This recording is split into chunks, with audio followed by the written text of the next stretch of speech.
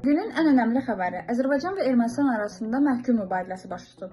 Azərbaycan tərəfi Vaqif Xaçatryan da daxil olmaqla 4 erməni məhkumu Ermənistana təhvil verib.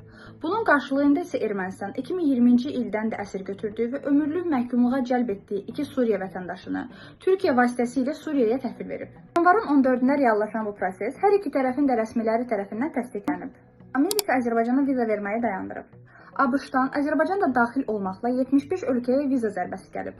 Fox News-un yayınladığı məlumata görə, yanvarın 21-dən etibarən Azərbaycan, Rusiya, Ermənistan və İran kimi bir çox ölkənin vətəndaşlarına mühacir vizası verilməsi qeyri-müəyyən vaxta qədər dayandırılır. Səbəb isə müraciət edənlərin daha ciddi və gücləndirilmiş bir yoxlanışdan keçirilməsidir. Lakin narahatlığa ehtiyac yoxdur, çünki bu məhdudiyyət turizm və biznes vizalarına şamil olunmur. Və günün 3-cü xəbəri Azərbaycan və Uqanda arasında viza tələbi ləğv edilib.